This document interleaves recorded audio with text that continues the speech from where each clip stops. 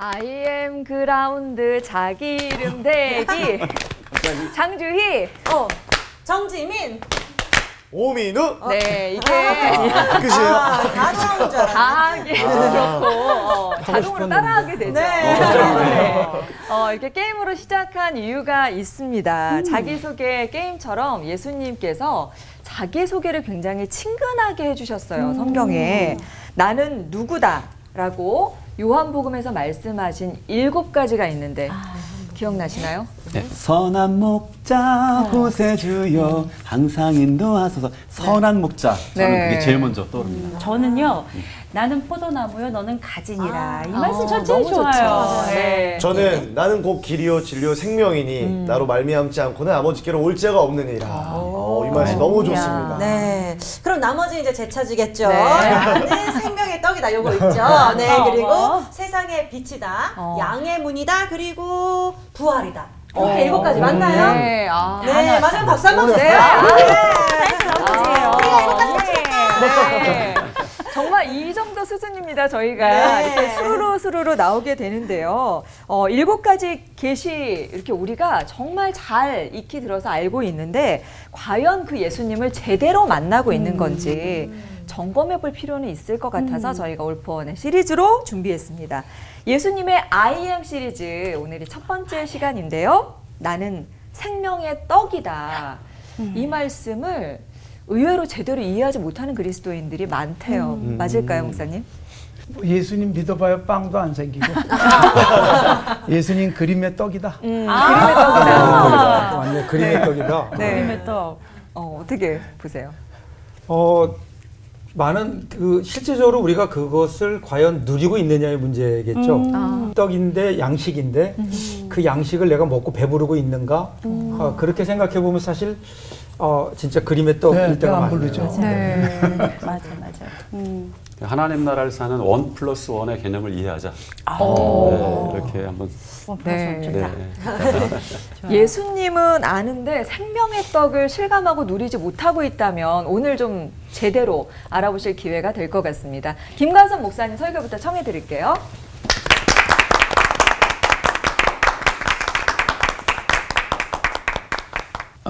빵이 아니면 죽음을 달라. 어디서 나온 이야기인지 아십니까? 프랑스. 예, 프랑스. 네. 1789년 프랑스 대혁명 때 외쳤던 구호입니다. 예. 너무 배고파서 혁명이 일어나는 거예요. 예. 그러니까 빵이 생명을 유지하는 데 정말 중요한 수단이죠.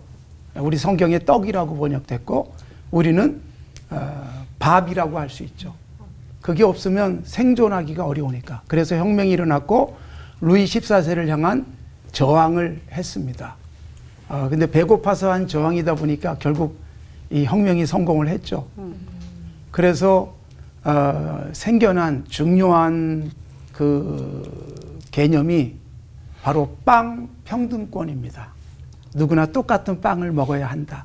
왜냐하면 당시 부자들은 바게트를 먹는데 아주 속살이 하얀 아주 고운 밀가루로 만든 빵을 먹었고 가난한 사람들은 그리고 거친 호밀로 만든 빵을 먹었습니다. 그러니까 빵에서 이미 신분의 차이가 나고 그리고 부자냐 가난한 자를 그렇게 볼 수 있었어요. 그런데 이 프랑스 대혁명 이후에 그래서 빵의 규정이 만들어졌습니다. 여러분 바게트 좋아하세요? 네. 바게트 그 기본적인 사이즈가 어떻게 되는 줄 아세요? 길이 80cm. 80cm예요. 원래. 네. 그리고 무게는 250g으로 정해진 겁니다. 요즘은 뭐 작아지기도 하고 커지기도 하고 뭐 그렇습니다만 그만큼 빵은 사람이 살아가는데 중요한 것이죠. 그러나 오늘 예수님이 우리에게 말씀하고 계시는데 내가 생명의 빵이다, 내가 생명의 밥이다, 내가 생명의 떡이다라고 말씀하시는 것. 예수님이 왜 이런 말씀을 하셨을까요? 사람들이 빵이 없으면 죽을 것 같이 여기지만 빵보다 더 귀한 가치에 대해서는 그렇게 높이 생각을 못하는 경향들이 있습니다. 예수님을 수많은 사람들이 따라다녔는데 예수님이 요한복음 6장에서 그런 말씀을 하세요. 저들이 왜 따라오는지 아냐? 떡을 먹고 배부른 까닭이다. 그러니까 오병이의 기적을 보고 예수님 따라가면 빵 문제가 해결돼, 배고픔이 해결될 수 있어라는 잘못된 인식을 한 것이죠. 예수님은 빵을 그들에게 배불리 먹이고 싶었던 것이 아니라 예수님이라고 하는 생명의 양식을 그들이 받아서 그들이 영원한 생명을 얻기를 원했지만 그들은 오해를 했던 것입니다. 그래서 이 아모스 8장 11절에 보면 먹을 양식이 없어서 굶주림이 아니고 마실 물이 없어서 그래서 목마름이 아니다. 정말 중요한 게 뭐예요? 생명의 양식, 그리고 하늘로부터 내려오는 진정한 생수의 줄인 상태에 있다라고 말하고 있는 것입니다.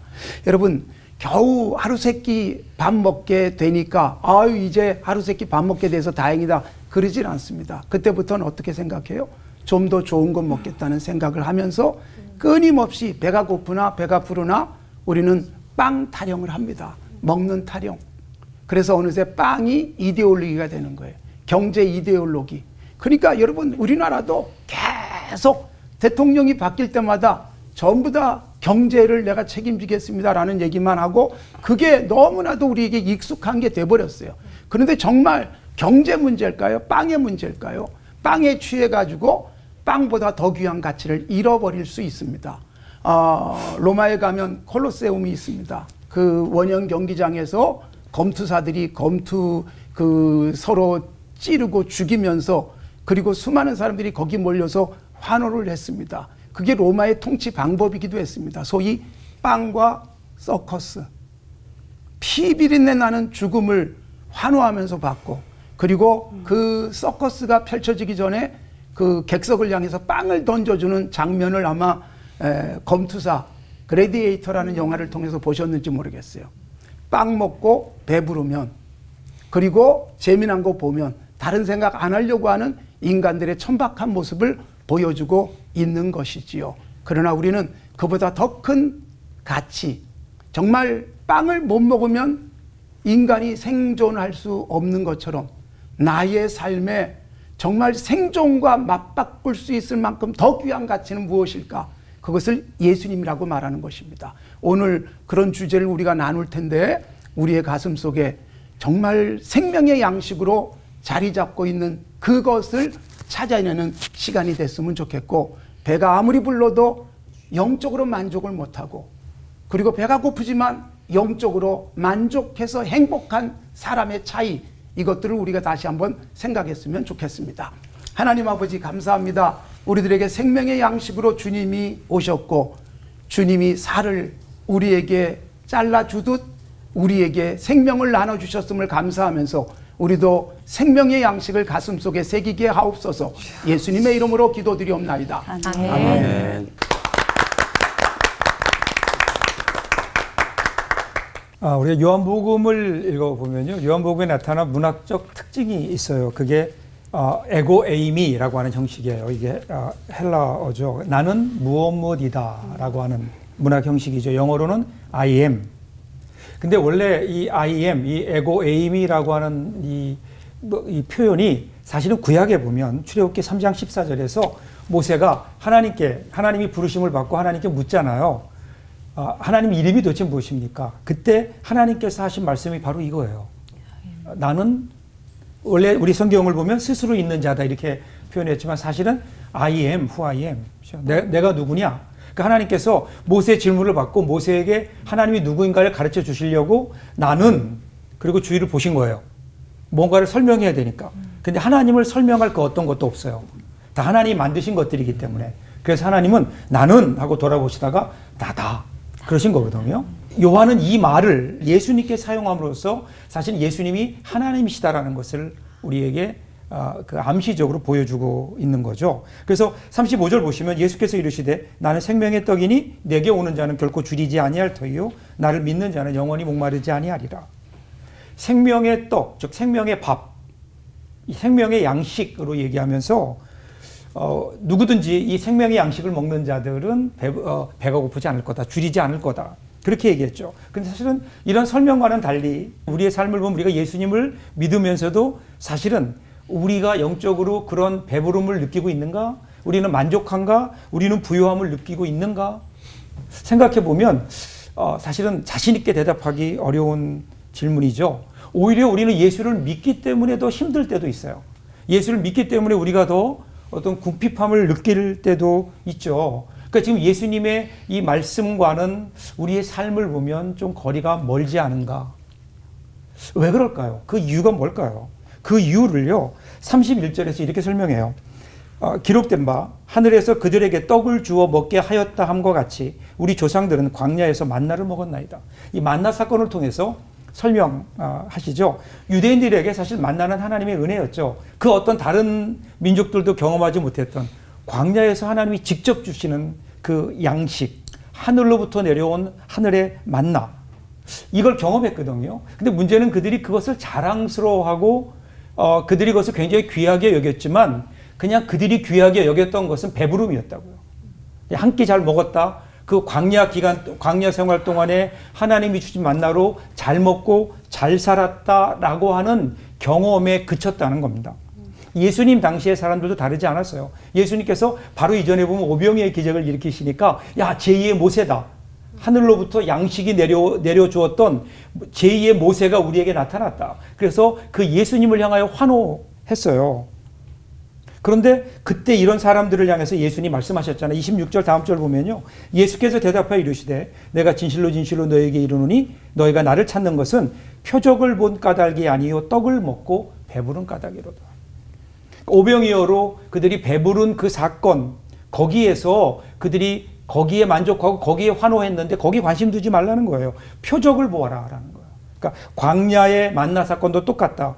유대인들은 광야에서 그들이 먹었던 양식으로 배부른 것에 대해서만 만족했지 그 양식을 내려주신 하나님, 그리고 오늘 오병이어의 기적을 일으키셨던 예수님은 그들은 보지 못했던 거죠.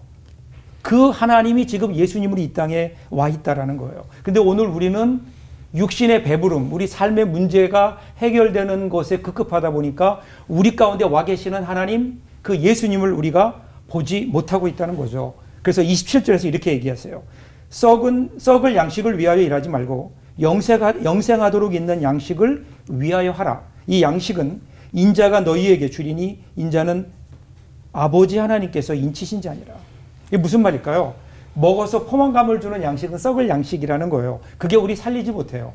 우리가 매일 산의 진미로 배불리 먹는다고 해도 그 사람은 죽게 되어 있죠. 오히려 많이 먹으니까 건강을 해치잖아요. 그래서 우리 예수님 전혀 다른 양식을 말씀하세요. 영생하도록 있는 양식, 생명의 밥. 누구야? 예수님이시라는 거예요. 예수님. 그래서 예수님께 오는 자는 줄이지 않고 예수님을 믿는 자는 목마르지 않다라는 거예요. 자, 그럼 우리는 이제 마지막 중요한 질문을 해야 되죠. 오늘 우리에게 이 양식이 있는가? 그리고 우리는 이 양식을 먹고 있는가라는 겁니다. 떨어지는 사과를 보고 떨어지는 꽃을 보면서 사실은 만유인력과 광합성의 원리를 발견하는 사람들은 과학자죠. 사과와 꽃을 보며 시를 짓고 노래하는 사람들은 예술가입니다. 그런데 사과가 떨어지고 그 꽃이 피는 것을 보면서 하나님을 생각하고 그리고 그것을 만들어 가시는 분이 하나님이심을 믿는 사람들은 신앙인들이에요. 우리 믿는 사람들이죠. 그것 때문에 감사하고 그것 때문에 노래하고 그것 때문에 만족하는 거예요. 그 하나님으로 인해서. 이것이 하나님께서 우리에게 원하시는 배부름이 아닐까. 그래서 하박국 3장 17절부터 보시면 비록 무화과 나무가 무성하지 못하며 포도나무에 열매가 없으며 감람나무에 소출이 없으며 밭에 먹을 것이 없으며 우리의 양이 없으며 외양간에 소가 없을지라도 나는 여호와로 말미암아 즐거워하며 나의 구원의 하나님으로 말미암아 기뻐하리로다. 아멘. 이것이 우리의 만족이고 우리의 힘이고 우리의 생명이고 우리의 기쁨이 아닐까요? 그 생명은 바로 예수님 안에 있죠. 오늘도 우리의 생명의 양식 되시는 우리 주님과 함께 그리고 힘있게 배부름으로 만족하며 사랑하는 우리 모든 우리들 될 수 있기를 주님의 이름으로 축복합니다. 아멘. 기도하겠습니다. 하나님, 인간의 몸을 입고 이 땅에 오신 우리 주님을 보면서도 여전히 우리의 눈은 썩을 양식에만 가 있습니다. 우리의 믿음의 눈을 뜨게 하셔서 생명의 양식 되시는 우리 예수님을 바라보며 그 주님이 내 안에 내가 주님 안에 거함으로 하늘의 양식을 누리며 만족 가운데 살아가는 우리 모두들 되게 하여 주옵소서. 아멘. 예수님 이름으로 기도하옵나이다. 아멘. 아멘.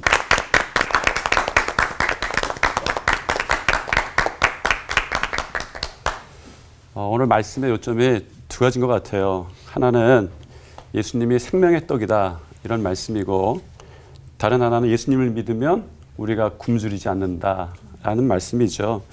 물론 예수님께서 스스로를 생명의 떡이다라고 말씀하셨을 때 그것이 우리의 육신의 일 이상의 높은 의미가 있다라는 것은 우리가 알고 있습니다. 그런데 이 이야기의 배경이 배고픔이었다라는 것이 부인할 수 없죠. 왜냐하면 이 말씀의 배경이 오병이어의 사건이었기 때문입니다. 예수님께 나오던 그 당시 사람들이 참 배고팠어요. 삶도 배고팠고 마음도 육신도 다 배고팠습니다. 그리고 예수님을 따라다니던 사람들은 예수님을 따라다니면서 그 배고픔을 해결할 수단을 가지고 있지 못한 채 예수님을 따라다녔어요. 예수님은 그 배고픈 사람들을 보신 것이죠. 예수님은 오병이어의 기적으로 그들의 실존적인 배고픔을 해결해 주셨습니다. 그리고 이렇게 말씀하시죠. 나는 생명의 떡이다. 나에게 나오면 줄이지 않을 것이다. 솔직히 이 말씀 정말 무책임한 말씀이다. 목사로서 이런 생각이 좀 들었어요. 물론 예수님은 전혀 곤란하지 않으셨어요. 예수님은 오병이어의 기적을 일으키실 능력이 있으세요. 근데 여러분 보시기에 저는 어때요?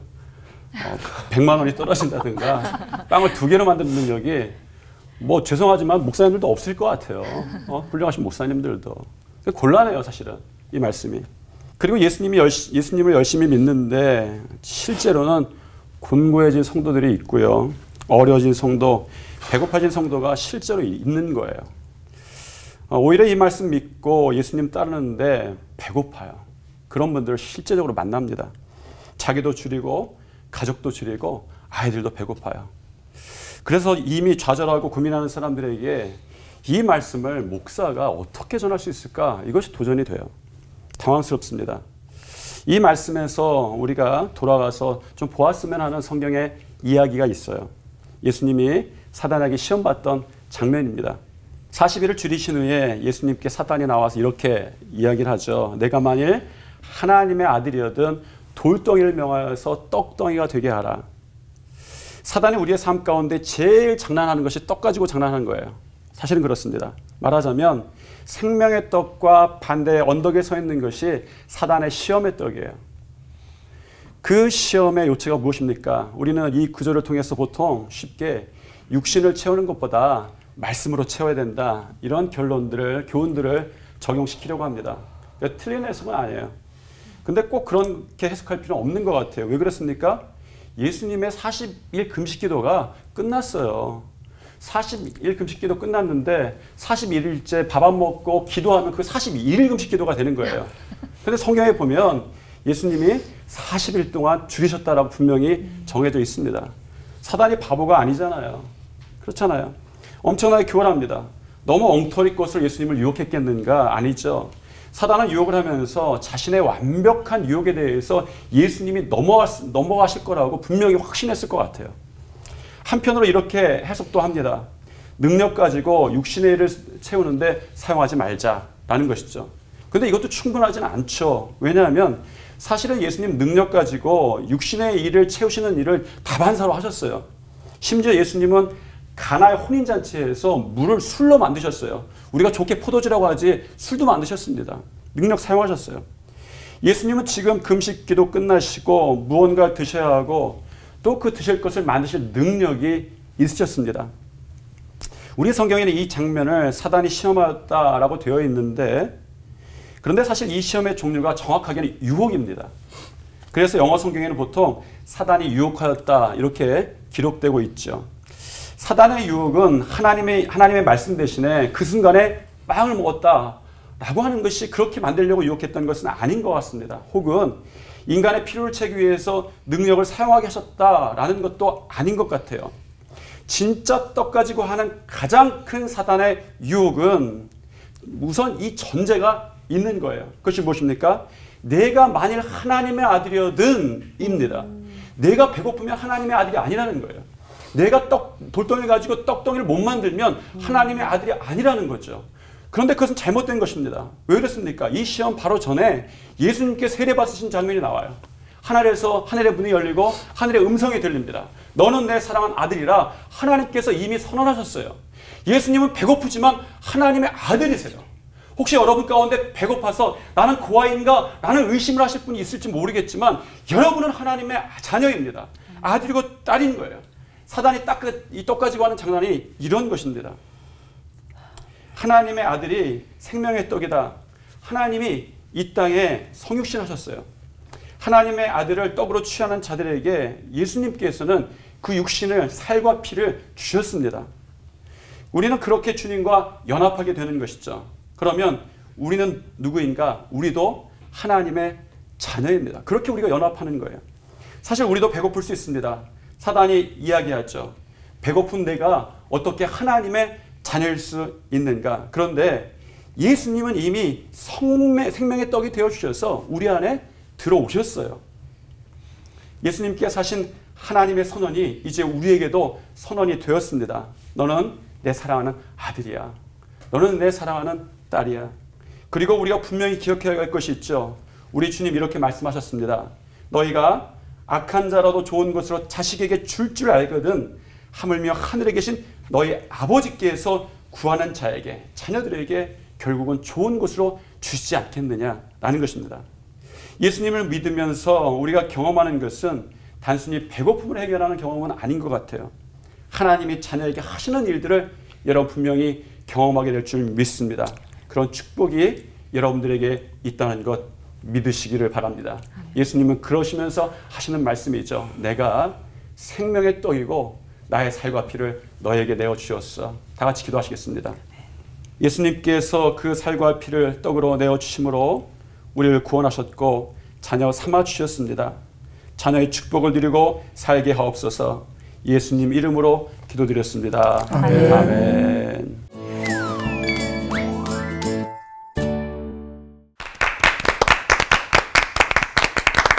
우리가 얼마나 이렇게 배부른 걸 좋아해요. 그 먹고 마시고 즐기고 또 그러면서 또 먹고 싶고 이런 마음이 끝이 없는데 우리에게 헛배 불리지 말아라 이런 예수님의 경종처럼 들렸습니다. 예수님의 IM 시리즈 첫 시간인데 어떠셨어요? 예수님께서 얼마나 답답하셨으면 나는 누구다라고 이렇게 선포를 하셨을까라는 생각이 먼저 좀 들었고요. 하나님도 모세하고 아브라함한테 직접 나타나셨잖아요. 나는 여호와다. 전능한 하나님이다. 그러셨던 기억이 났어요. 예수님과 하나님의 나는 누구다. 예수님과 하나님의 나는 누구다. 어떤 차이가 있을까요? 설명을 좀 해주시면 참 좋을 것 같습니다. 네. 하나님께서 나는 스스로 있는 자다. 같은 내용이거든요. 네. 나는 나다. 그런 거거든요. 그건 하나님께서 하나님의 어떤 창조주 되심 그것을 나타내는 반면에 예수님이 나는 생명의 떡이다. 나는 양의 문이다. 이것은 우리가 경험한 어떤 경험들을 통해서 우리에게 하나님이 예수님이 누구인가를 알려주세요. 그러니까 그것은 예수님은 성육화 되신 예수님, 우리 가운데 인간의 몸을 입고 오신 예수님의 그 모습을 보여주는 게 아닌가 그런 생각을 좀 했습니다. 네. 하나님이 이런 분인데 우리의 삶에는 어떻게 드러나는가? 그게 생명의 떡으로도 나타나시고 생수로도 나타나시고 길로도 나타나시고. 그러니까 예수님은 그 하나님을 다양하게 이 땅에 오셔서 표현해 주시지 않았을까? 하나님에 대한 설명. 와, 예. 저는 그런 생각했어요. 하나님보다는 예수님이 훨씬 친절하시다. 그러니까 누가 나를 소개할 때 네. 나는 나다 소개하면 내가 하겠죠. 근데 예수님은 네. 조금 더 친절하게 설명을 해주신 것 같아요. 근데 이 비유가 그런 것 같아요. 참 쉬운 말로 돼 있어요. 뭐 길이다, 네. 문이다, 포도나무 어렵지 않잖아요. 근데 이게 그 당시 사람들에게는 굉장히 어려웠을지도 모르겠다 이런 생각했어요. 왜냐하면 이 비유가 결국은 구원이신 하나님을 설명하는 거잖아요. 그런데 어떻게 길이 하나님이 되고 문이 하나님이 되고 뭐 오히려 이렇게 더 어려웠을 수 있겠네요. 어려웠을 수 있을 것 같아요. 근데 이제 아까 목사님 말씀하신 것처럼 이런 하나님의 소개와 예수님의 소개에서 저는 예수님의 특징을 하나 발견하는 것 같아요. 우리의 삶 속에 길로 문으로 우리의 삶 속에 들어오셔서 우리의 구원으로 인도하시는 예수님의 정체성이 그 소개 가운데 나타나지 않았는가 이런 생각을 해봤습니다. 네. 그러니까 구약에서 하나님께서는 스스로 있는 자다 이렇게 설명하셨지만 그걸 예수님께서는 우리의 눈높이에 맞춰서 진짜 친절하게 설명해 주신 것 같은데 그러니까 신약의 예수님 소개가 그런데도 조금 어렵게 느껴지기도 하는 건 하나님이 좀 직설적이라면 예수님은 약간 비유적인 소개를 하고 계신 이렇게 느낌적인 느낌? 이랄까요? 그런 느낌적인 느낌이 있죠. 있어요. 맞아요. 근데 그 중에서도 제일 걸림돌이 됐던 게 내 살을 먹고 피를 마셔라 요 무섭잖아. 표현이에요. 맞아요. 네. 무섭잖아요. 그냥 나를 본받고 따라라 이렇게 얘기하시면 좋았을 것을 무섭게 말씀하셔가지고 만나 모세를 이렇게 대조하면서 상식을 뛰어넘는 말씀을 하시면서 많이들 떠나가기도 했잖아요. 그쵸. 이거 왜 그러셨을까요, 임채영 목사님? 네. 왜 그랬을까요? 아마도 일단 먼저 이렇게 기적만 바라보는 사람들에 대한 어떤 일침이 아니었을까. 사실 기적이 중요한 게 아니라 그 기적이 일어나게 된 기적을 일으키신 목적이 있잖아요. 네. 그 목적은 예수님이시라고요. 예수님을 보고 예수님을 인정하고 그리고 저분이 어떤 분이시기에 이러한 일을 행하는가 그분에 대한 관심 그것이 그분에 대한 인정 그리고 그분의 영접으로 이어져서 그래서 어떤 생명을 누리기를 원하시는 게 예수님의 목표였는데 사람들이 그거는 안 보고 기적만 쳐다보고 있으니까 그러니까 야 좀 정신 차리고 나를 봐라 그러면서 너희가 나의 살을 먹고 나의 피를 마시고 이것은 너희가 나를 영접하지 않으면 너희가 나와 더불어 어떤 관계를 맺지 않으면 인격적인 만남이 없으면 내가 너 안에 네가 내 안에 있지 않으면 그럼 이 생명을 누릴 수 없다라는 어떤 답답함 어떤 긴박함 이런 것을 가지고 예수님께서 말씀하신 것이 아닐까 이런 생각이 들어요.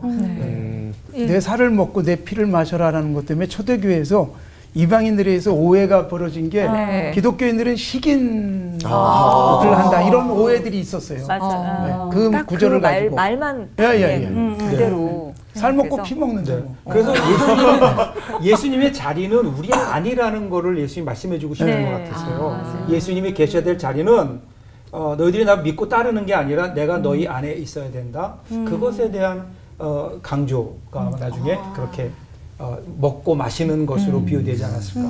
우리가 먹고 마시면 우리 안에 들어오잖아요. 그렇죠. 맞습니다. 근데 저는 생명의 떡 하니까 이사야 55장 2절에 너희가 어찌하여 양식이 아닌 것을 위해 은을 달아주며 배부르게 하지 못할 것을 위해 수고하느냐 이 말씀이 떠오르면서 헛수고하지 말고 생명의 떡을 취해야지 생각이 드는데 설명이 안 돼요. 어떻게 예수 믿는 게 양식이 되고 배부름이 되고 생명이 되는지 좀 우리 김관선 목사님께서 아주 쉽게 풀어주시면 좀 도움이 될 것 같습니다. 어려운 질문을 하면서 쉽게 예. 사실 아까 우리 임 목사님 말씀하셨지만 밥을 먹으면 내 안에 들어옵니다. 그쵸. 예수님이라고 하는 생명의 떡을 먹는다는 것, 예수님이라는 생명의 물을 마신다는 것은 우리 안에 들어오는 것이죠. 그럼 예수님이 내 안에 들어와서 자리 잡는다는 것은 인생의 인격적인 전폭적인 변화예요, 변화. 그러니까 정말 예수님을 나의 양식처럼 받아들이고 양식 안 먹으면 죽잖아요. 네. 그것처럼 예수님이 없으면 죽는다는 생각을 하면서 예수님과 함께 살아가면 그때부터 우리가 밥 먹는 이유가 달라지는 거예요. 맞아요. 그리고 이 잔뜩 먹을 거 쌓아놓는다고 해서 만족스럽지 않고 또 내가 많은 소유를 갖는다고 해서 부자가 되는 게 아니라는 걸 깨닫게 되죠. 양식을 먹는 방법이 하나님이 기뻐하시는 방법으로 양식을 벌어들이고 먹고 혼자 먹지 않고 나눠줄 수 있게 되어지고 이러면 이게 정말 생명의 양식을 받아들이는 사람들의 일상에서의 밥, 일상에서의 먹고 마시는 삶의 아주 수준 높은 지경으로 올라가는 거죠. 세상이 온통 나만 먹으려고 애쓰잖아요. 지금도 여러분 음식물 쓰레기가 얼마나 많이 나와요. 그러나 한쪽에서는 굶어 죽고 있잖아요. 그러니까 정말 예수님을 내 안에 받아들인 예수님이라는 생명의 양식을 먹은 사람들은 내가 먹고 나 혼자 배부르는 것으로 만족하지 않습니다. 배고픈 사람을 위한 내 것을 나누고 내가 돈을 버는 이유가 누군가를 먹이기 위한 것이고 이렇게 인격적인 삶의 변화 이것이 예수님이 말씀하신 것이고 이사야 선지자가 외치셨던 것이죠. 이스라엘 백성들이 그러니까 자기가 더 부자 되고 싶어서 하나님께 드릴 것도 드리지 않는 거예요. 율법에 나와 있는 대로 가난한 사람 먹이지 않고 오히려 가난한 사람 것을 뺏어오는 거죠. 그런 이스라엘을 향한 이사야 선지자의 질책, 책망 그런 의미가 담겨 있습니다.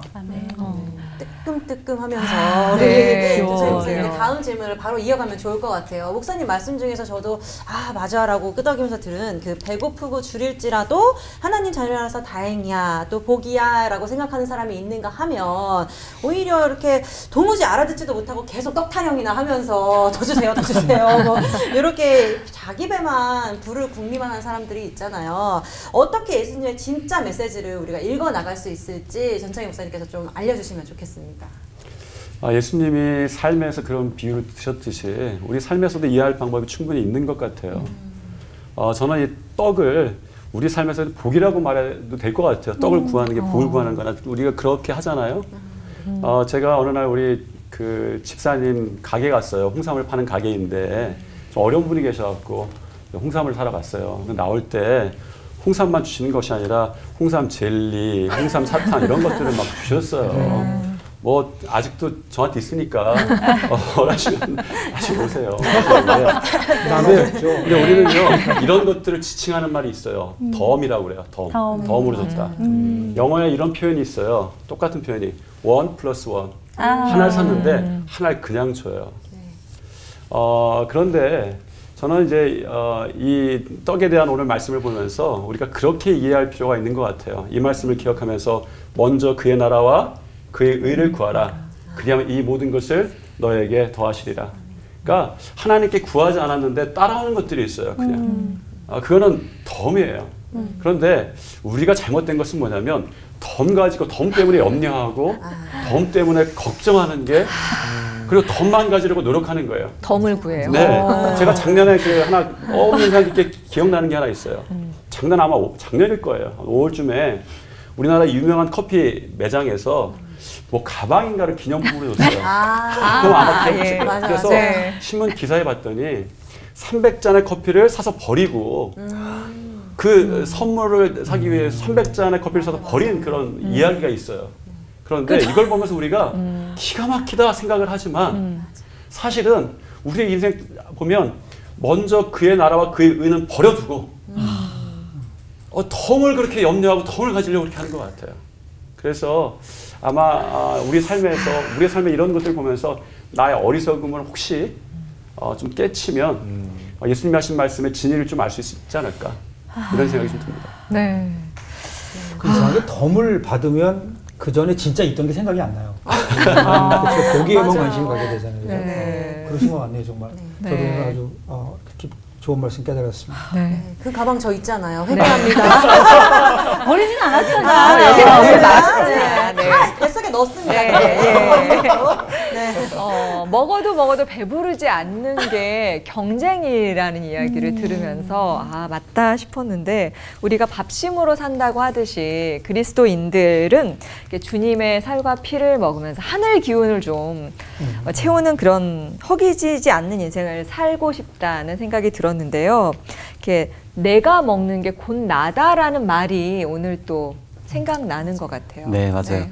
하루라도 이제 좀 말씀을 안 보면 뭔가 좀 허전하기도 하고 허탈하기도 했는데 그냥 옛날에는 속으로 그냥 내가 그냥 율법적으로 뭔가를 안 해서 이런 건가라고 생각했는데 오늘 말씀 듣고 보니까 생명의 떡이신 우리 예수님을 먹지 않으니까 기운이 없었구나. 그래서 혹시 육신의 떡에 속하였던 사람이 생명의 떡을 이제는 먹고 사모하게 돼서 좀 살아나게 된 경우가 우리 목사님들 목회 현장 가운데 좀 있었을 것 같아서 네. 그런 경험을 좀 나눠주셨으면 좋겠습니다.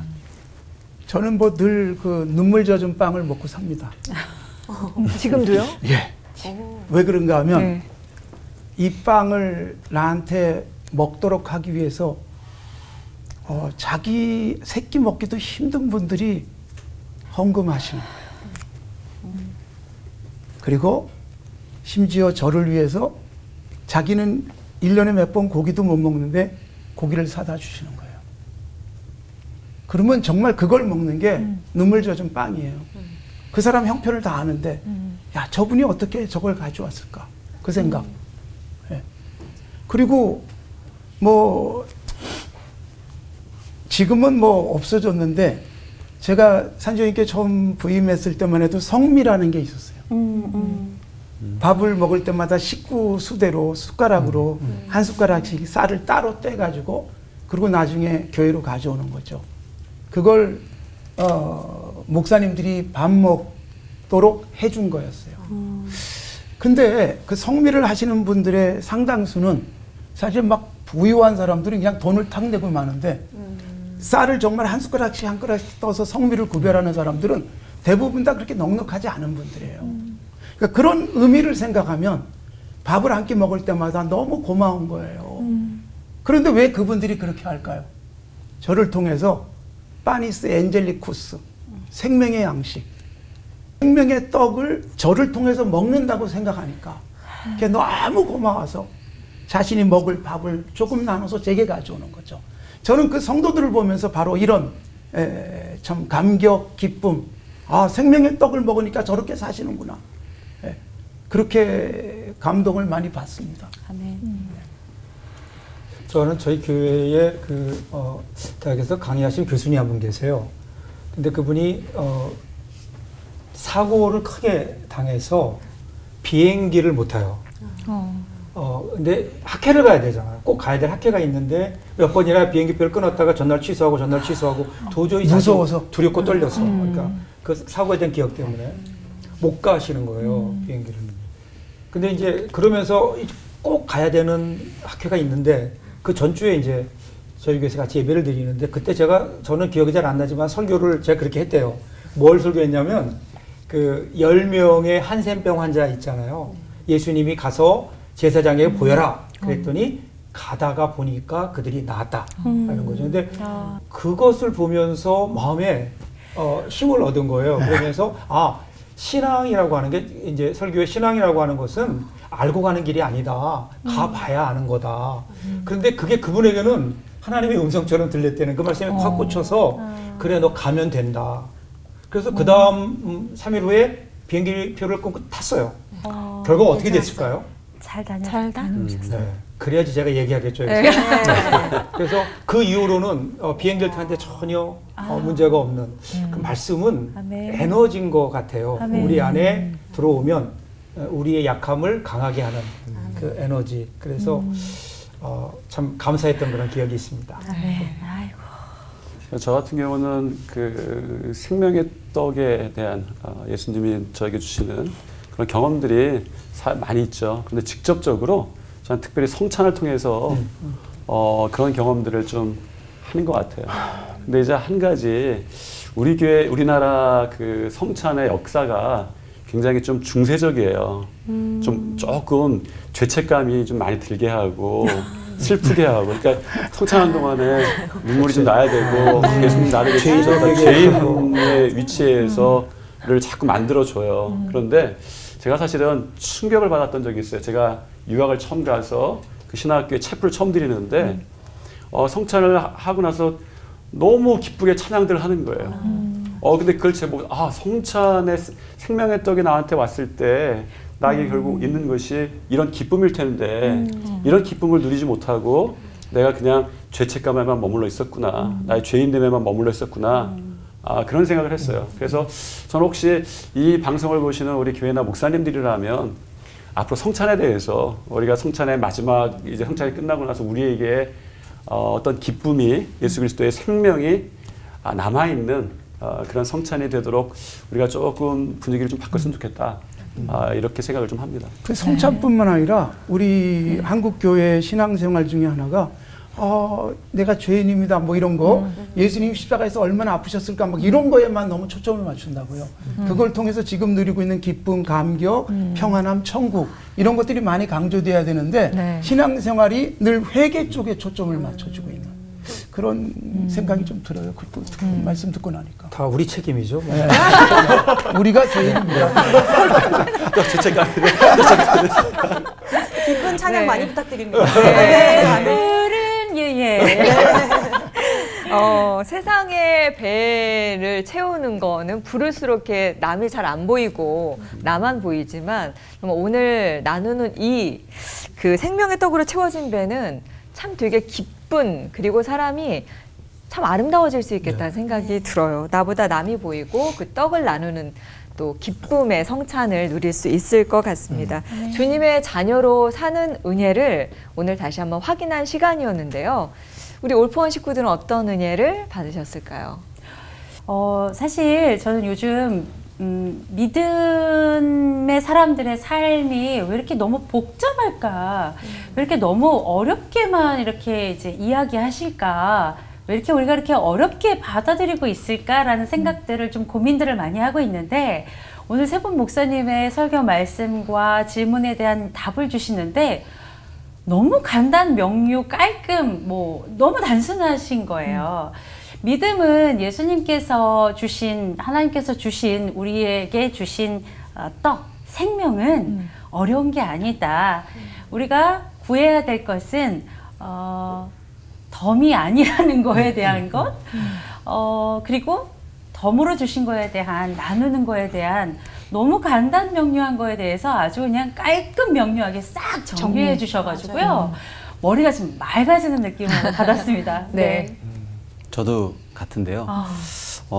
생명의 떡이 사실은 또 뭐 피를 마시라 뭐 이런 것들이 되게 추상적이어서 나는 어떻게 적용하고 살아야 되지 뭐 이런 생각을 했었는데 결국에 목사님들 말씀하신 것처럼 내 안에 들어와서 내가 되는 거잖아요.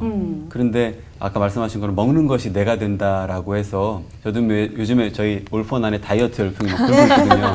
근데 네. 뭐 밀가루 수입하시는 분들은 죄송한데 네.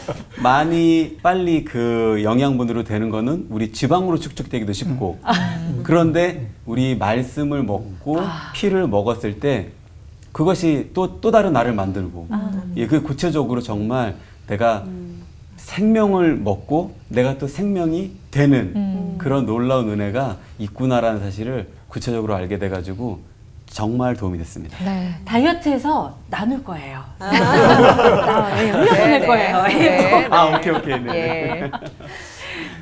저는 좀 단순하게 좀 배부름에 대해서 좀 다시 생각해 봤는데, 제 예전에 그 몇 년 전까지만 했어도 엄청 좀 배고팠었던 것 같아요. 그래서 좀 예를 들면 다른 사람들이 좀 보이고 나보다 더 못하고 좀 그런 사람 보이는데도 그래도 우선 나부터 좀 배불렀으면 좋을 것 같아요. 나 배부르면 그때 이렇게 좀 돌아보고 하겠습니다. 하지만 또 그때를 돌아보고 지금에 봤을 때는 그때보다 훨씬 배부른데 지금 시선에서도 아직도 좀 배고픈 것 같아요. 조금만 좀 배부르게 해주시면 그때 하겠습니다 라고 또 생각이 들면서 나중에 가면 또 나중에 또 그런 생각이 들 것 같은 내가 좀 뭔가 두렵기도 하면서 그러면 안 되겠다. 지금 빨리 고쳐야 되는데 이런 좀 자책감과 네. 좀 많이 한번 크게 맞은 것 같더라고요. 그래서 이제 나의 배부름보다 남을 바라봤을 때 그거에 대해서 그 도왔을 때 배부름을 느낄 수 있게 좀 그때 좀 많이 반성하고 좀 하나 배운 것 같습니다. 네. 네, 멋지네요. 누나 배고프다. 히딩크 영향력 같은데. 그러게 아직도 배고프다. 네. 나 배고프다. 저는 정말 오늘 말씀 들으면서 제가 이 남의 떡이 커 보인다에 너무 꽂혀져 있지 않았나. 분명히 저에게도 떡을 주셨는데 제 거 좋겠다, 제 거 더 맛있겠다, 제 거 왜 이렇게 크지? 막 좀 남을 비교하면서 많이 바라봤던 것 같아요. 요새 저한테 주신 떡에 감사하며 먹고 이것마저도 나눌 수 있는 힘도 주셨을 텐데 내 건 작아서 못 주잖아, 누가 좋아하겠어, 막 이런 생각까지도 했었거든요. 네. 그래서 그런 마음들 싹 버리고 더 나눠줘서 감사하다는 말, 고맙다는 말만 들으면 저희는 더 에너지가 올라올 거라는 걸 힘이 알기 때문에 네. 저희가 못 먹는 것 말씀으로 채워놓고 나눠주는 또 그런 지민이가 되어야겠다 생각했습니다. 네. 감사합니다. 네. 목사님들께는 어떤 시간이었는지 궁금해요. 제가 이런 네. 생각을 했어요. 그 생명의 떡이라는 또 빵이라는 말씀을 듣다 보니까 사실은 성경에 기록되어 있는 말씀을 저는 그걸 재료로 해가지고 요리하는 사람이에요. 그러니까 성도들이 어떻게 하면 예쁜 식탁에 잘 디스플레이되어 있는 음식을 먹었을 때 짜지도 않고 입맛에 잘 맞고 소화도 잘 되게 만들 것인가. 이게 사실은 영적 요리사로서의 고민이죠. 오늘 혹시 먹은 것이 소화가 안 되면 어떡하나. 심지어 탈이 나면 어떡하나. 그래서 가장 건강한 식재료를 하나님이 우리에게 주셨는데 이 좋은 식재료를 가지고 요리를 잘 할 수 있도록 테크니컬한 말씀을 전하는 그리고 또 이걸 아주 잘 차려놓은 식탁에 우리 성도들이 와서 먹으면서 기뻐할 수 있고 그래서 먹고 쑥쑥쑥쑥 자라나는 모습이 저는 행복한 사람이다 그런 생각. 그렇지 않습니까? 제가 얘기하려고 했었는데 네. 제가 그 이집트에서 좀 공부를 좀 한 적이 있어요. 3-6개월 정도. 그때 제가 느꼈을 때 같이 식사를 하면요. 어떻게 하냐면 앞에 이제 그 에이시라고 하는 그 빵, 주식 빵이 있어요. 그럼 그 빵을 이제 사람이 둘러 앉아요. 절대 혼자 먹지 않아요. 그 빵은 같이 떡을 가지고 빵을 가지고 내가 먹을 만큼 뗀 다음에 그 옆 사람에게 줘요. 나는 그걸로 뭐 음식을 먹어요. 한 바퀴 다 돌면 떡이 떨어지면 그 다음 사람이 또 떡을 집어요. 그걸 보면서 예수님께서 그 생명의 떡이다라고 얘기할 때는 혼자 먹는 것만은 아니다라는 생각을 해요. 그래서 혼자 먹으면 재미없을 것 같아요. 맞아요. 같이 먹어야 되니까. 그래서 요즘에 코로나 때문에 자꾸만 혼밥이 늘고 또 교회에도 보면 자꾸만 예배 참여가 줄어드는데 사실은 많이 모여서 많이 풍성하게 모여서 함께 말씀을 들어야 그 말씀에도 더 큰 은혜가 있지 않을까. 목사님 말씀을 들으면서 네. 영어 단어 컴퍼니 회사 있잖아요. 예. 회사의 어원이 앞에 COM이 투게더예요. 함께라는 뜻.